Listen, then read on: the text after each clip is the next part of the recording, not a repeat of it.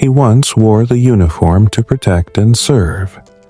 But in 2019, Grady Wayne Wilkes shocked Alabama and the entire country when he turned his weapons on his own brothers in blue. How did a decorated soldier and a police officer become a cold-blooded killer? Today, we dive deep into the chilling case of Grady Wayne Wilkes. Grady Wayne Wilkes was born and raised in Alabama. Like many young men in the South, he grew up around guns, hunting, and a strong sense of duty. After high school, he joined the U.S. Army. He served honorably for several years and returned home with military training, discipline, and, according to some reports, an unpredictable temper. After his military service, Wilkes stayed close to home and became a police officer in Auburn, Alabama. To his neighbors, he was just another hometown boy serving the community. But behind closed doors, those closest to him later said Wilkes struggled with anger issues and had a history of domestic conflicts. On May 19, 2019, Auburn police received a 911 call about a domestic disturbance at Wilkes's home. 3 officers, Officer William Buechner, Officer Webb Sistrunk, and Officer Evan Elliott, responded to the call, likely unaware they were walking into an ambush. When they approached the residence, Wilkes opened fire wearing body armor and using military-style tactics. Officer William Buechner, a respected father and husband, was shot and killed. Officers Sistrunk and Elliott were wounded but survived. After the shooting, Wilkes fled into the night armed and dangerous. Police from multiple agencies, SWAT teams, K-9 units, and helicopters launched an intense manhunt across Auburn. For hours, the community was on lockdown, and families were urged to stay inside. Wilkes was found and arrested the next morning without further incident. Prosecutors charged Wilkes with capital murder and attempted murder. In court, the prosecution argued that Wilkes planned the ambush and used his military training to carry out a deadly surprise attack on his fellow officers. The defense tried to argue mental instability and post-traumatic stress, but the jury did not accept it as justification for the brutal killing of a fellow officer. In September 22, Wilkes was found guilty on all charges. He was sentenced to death for the murder of Officer William Buechner. Grady Wayne Wilkes's fall from soldier and protector to convicted killer remains a chilling reminder of how trust and duty can be shattered in an instant. He was a young sailor, trusted to serve his country. But in one night, Andrew Paul Witt turned into a cold-blooded killer. What drove him to stab his friends to death in their own home? This is one of the rare military murders that ended with the ultimate punishment, a death sentence. Andrew Paul Witt was born in 1981. Like many young men looking for structure and a steady paycheck, he joined the U.S. Navy right after high school. He trained as an aviation electrician's mate and was stationed at Robins Air Force Base in Georgia, where the Navy worked alongside the Air Force. Colleagues said Witt was quiet, sometimes moody, but mostly stayed out of trouble. But behind that calm face, something dark was brewing. At Robins, Witt became close friends with airman First Class Andrew Szkalipsiak and his wife Lauren. The three would hang out, watch movies, and drink together. But soon, the friendship turned awkward. Rumors spread that Witt made unwanted advances toward Lauren, or at the very least flirted when he shouldn't have. Some said Szkalipsiak and Witt argued about it. Witt felt humiliated, rejected, and angry, and that anger festered for weeks.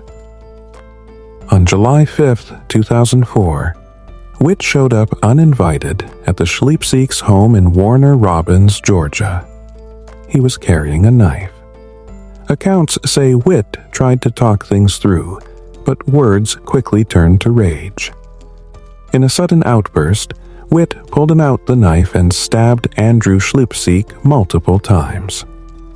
Lauren tried to intervene, but Witt turned on her too. Another airman, Jason King, who was at the house, rushed to help, and Witt stabbed him too. King barely survived. When it was over, Andrew and Lauren Schleipzig were dead in their own home. Witt fled the scene, but was quickly arrested by local law enforcement and turned over to military custody. He confessed to the brutal murders, but his lawyers later claimed he acted in a moment of blind rage and blamed alcohol, stress, and mental instability. In 2009, Andrew Paul Witt stood trial before a military court-martial. He was charged with 2 counts of premeditated murder and 1 count of attempted premeditated murder. The military prosecution argued Witt planned the murders, carried a weapon, and knew exactly what he was doing. The defense claimed he snapped under the weight of emotional and mental stress, but the panel did not buy it.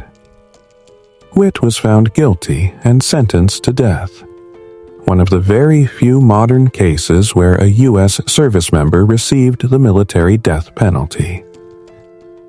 For years, Witt has appealed his conviction and sentence, arguing about mental health issues and fairness of the trial.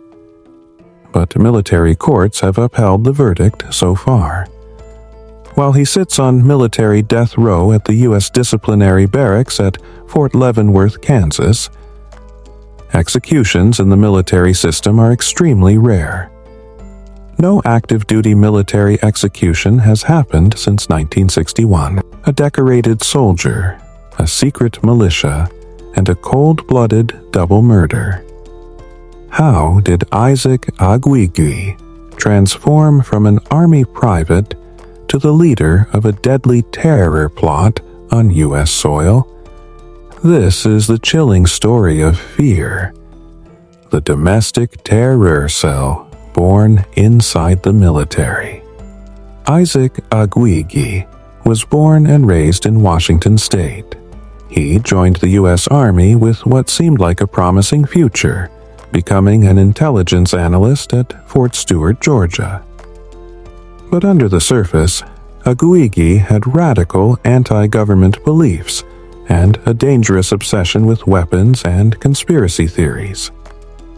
While stationed at Fort Stewart, Aguigui began recruiting like-minded soldiers who shared his extremist views. He called the group Fear, forever enduring, always ready. Their goal? To plot bombings, assassinations, and even the overthrow of the U.S. government. Aguigui and his followers stockpiled $87,000 worth of guns, ammo, and bomb-making materials. Shockingly, they used life insurance money from the suspicious death of Aguigui's pregnant wife, Deirdre Aguigui, to fund the group, though her death was never prosecuted as a murder. In December 2011, a 19-year-old soldier named Michael Rourke decided to leave Fear. Aguigui and 3 other members saw him as a risk, afraid he'd expose the group's secret plans. So they lured Rourke and his 17-year-old girlfriend, Tiffany York, to the woods near Fort Stewart. There, they shot them both in the head and left their bodies in a remote area. The double murder sent shockwaves through the Army community. Investigators quickly uncovered Aguigui's secret cell, its stockpile of weapons, and the group's plans to bomb a dam, poison apple orchards, and assassinate a local sheriff. Aguigui and other conspirators were arrested and charged with murder, gang activity, and plotting terrorist acts. Isaac Aguigui pleaded guilty to orchestrating the murders and the terror plot. In 2014, he was sentenced to life in prison without parole. Other FEAR members were also given long prison sentences. The case remains one of the most chilling examples of domestic terrorism growing silently inside the ranks of the U.S. military. A National Guard soldier, a secret betrayal, and a chilling attempt to help America's enemies. How did Ryan Gibson Anderson, sworn to defend the United States, become the man who offered secrets to Al-Qaeda? This is one of the strangest treason plots in modern U.S. military history. Ryan G. Anderson was born in Washington State in 1978. He grew up in a typical American household and joined the Washington Army National Guard. In college, he converted to Islam and became more deeply interested in Middle Eastern culture and religion. He was trained as a tank crewman and was mobilized to deploy to Iraq with his unit in early 2004. While preparing for deployment, Anderson began posting messages in radical Islamic chat rooms under the name Amir Abdul Rashid. In those messages, he offered information about U.S. Army operations, armored vehicle vulnerabilities, and troop tactics to anyone claiming to be part of Al-Qaeda. But what Anderson didn't know was that the FBI and Army counterintelligence were watching. Undercover FBI agents posed as Al-Qaeda contacts and responded to Anderson's offers. He met them in person in Washington State. During those meetings, he handed over detailed documents and gave advice on how to kill American soldiers using roadside bombs and anti-tank tactics. Anderson thought he was helping terrorists, but he was actually walking straight into a trap. In February 2004, Anderson was arrested before his unit deployed to Iraq. He faced court-martial charges of attempted espionage, aiding the enemy, and wrongful possession of secret documents. At his trial, prosecutors showed video and audio recordings of Anderson handing over classified details and pledging loyalty to Al-Qaeda. Anderson claimed he was trying to infiltrate terrorist groups to help the U.S., but the jury didn't believe it. Ryan G. Anderson was convicted on all counts. In 2004, a militia judge sentenced him to life in prison with the possibility of parole, one of the rare modern U.S. cases where a soldier was convicted of trying to help an enemy terror group. Anderson remains in military prison today. He wore the uniform of the U.S. Army, but off-duty, Dwight Jeffrey Loving turned into a cold-blooded killer. How did a young private go from serving his country to facing the military death penalty? This is the real story of Dwight Jeffrey Loving. Dwight Jeffrey Loving was born in 1968 and grew up in New York. At a young age, he enlisted in the U.S. Army and was stationed at Fort Hood, Texas. His commanders described him as an average soldier, not outstanding, not troublesome, just doing his job like thousands of other young privates. But on December 11, 1988, everything changed. While off duty, Loving decided to rob local taxi drivers for quick cash. He called for a taxi, rode with the driver to a remote spot near the base, then pulled out a pistol and shot him in the head. He took around 20 an hour later, he called another cab. He repeated the same cold plan, shooting and killing a second driver and stealing less than 70. The brutal murders shocked the Fort Hood community and made headlines across Texas. Loving didn't hide for long. Within days, Army investigators arrested him. He confessed to the murders in detail, bragging about how easy it was to lure the drivers to isolated spots. The senselessness of the crimes, 2 hard-working men killed for pocket change, horrified military and civilian communities alike.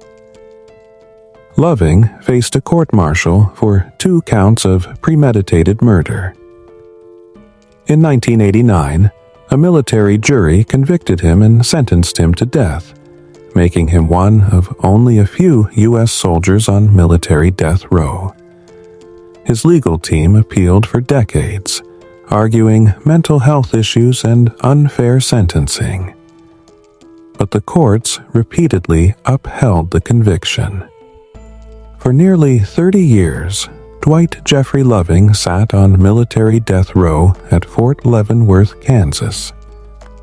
In January 2017, President Barack Obama used one of his final acts of presidential clemency to commute Loving's sentence to life in prison without parole. The move was controversial. Some saw it as mercy, others as an injustice to the victims' families.